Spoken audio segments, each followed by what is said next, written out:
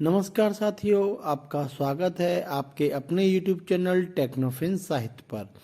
आज इस वीडियो में हम एक उस शानदार स्कीम के बारे में बात कर रहे हैं जो एक बहुत अच्छा रिटर्न देती है और जिसमें रिस्क भी बिल्कुल नहीं है। हाँ जी, हम बात कर रहे हैं पब्लिक प्रोविडेंट फंड यानी पीपीएफ के बारे में। तो पीपीएफ एक स्मॉल सेविंग स्कीम है जो भारत सरकार के द्वारा 1968 में शुरुआत की गई थी। इस स्कीम का उद्देश्य एक लॉन्ग टर्म इन्वेस्टमेंट करना है जो कि आगे एक अच्छा रिटर्न भी दे सके। इस स्कीम का एक उद्देश्य रिटायरमेंट फंड को बनाना है जिसके साथ साथ आप साल बाई साल एक इनकम टैक्स में भी अपनी छूट प्राप्त कर सकें। यह स्कीम आम नागरिक लॉन्ग टर्म इन्वेस्टमेंट कर सके और बचत कर सके, इस उद्देश्य के लिए बनाई गई है। क्योंकि यह सरकारी स्कीम है, अतः आपका पैसा पूरी तरह सुरक्षित है और आपको गारंटेड रिटर्न भी मिलता है। अब बात करते हैं पीपीएफ अकाउंट खोलने का एलिजिबिलिटी क्राइटेरिया क्या है। तो कोई भी भारतीय नागरिक पीपीएफ अकाउंट खुलवा सकता है और इन्वेस्टमेंट कर सकता है। एक नागरिक के पास केवल एक ही पीपीएफ अकाउंट हो सकता है। दो अकाउंट होने की स्थिति में सेकंड अकाउंट किसी माइनर का होना चाहिए।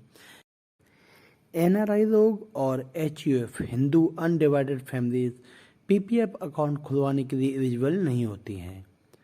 लेकिन यदि उनमें किसी का अकाउंट खुला हुआ है तो वह 15 साल मैच्योरिटी पीरियड पर क्लोज हो जाएगा। आप उसको अगले 5 साल के लिए एक्सटेंड नहीं कर सकते हैं। अब बात करते हैं पीपीएफ अकाउंट के कुछ इम्पोर्टेंट फीचर्स के बारे में। फर्स्ट है टेन्योर, समय अवधि।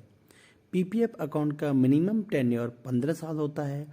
आप उसको अगले 5-5 साल के लिए बार बार बढ़वा सकते हैं।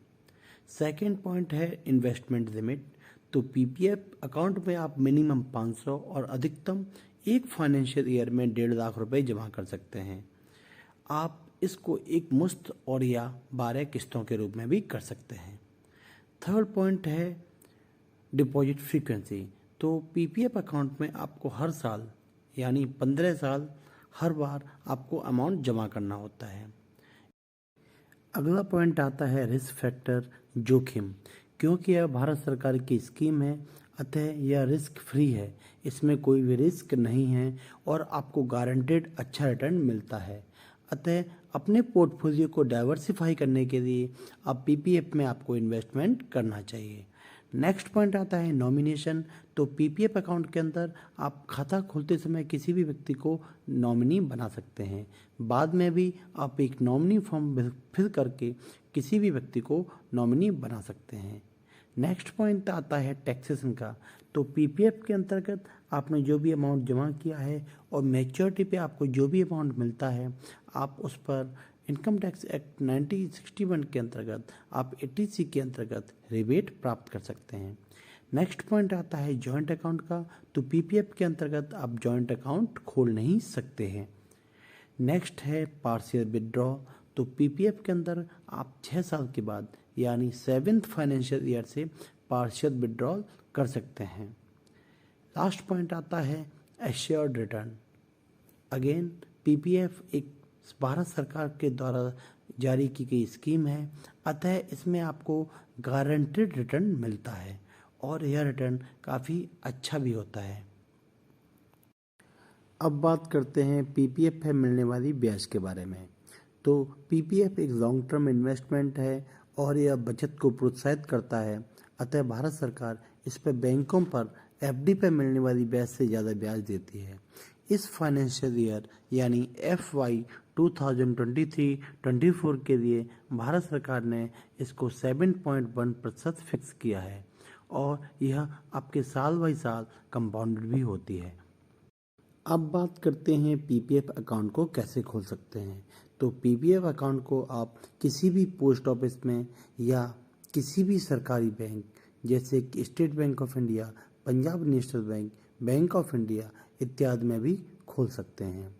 इसके अलावा आज के समय में बहुत सारी प्राइवेट बैंक जैसे HDFC बैंक, ICICI बैंक ये पीपीएफ अकाउंट की सुविधा उपलब्ध करा रही हैं। आप इन अकाउंट्स को मोबाइल बैंकिंग और नेट बैंकिंग के माध्यम से भी बड़े ही आसान स्टेप्स में कुछ क्लिक्स के अंदर खोल सकते हैं।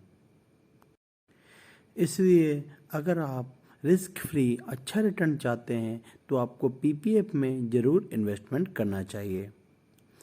अगर ये वीडियो आपके लिए हेल्पफुल रहा हो, इन्फॉर्मेटिव रहा हो, तो प्लीज़ इस वीडियो को लाइक कीजिए, शेयर कीजिए और मुझे सपोर्ट करने के लिए इस चैनल को प्लीज़ सब्सक्राइब कीजिए। धन्यवाद।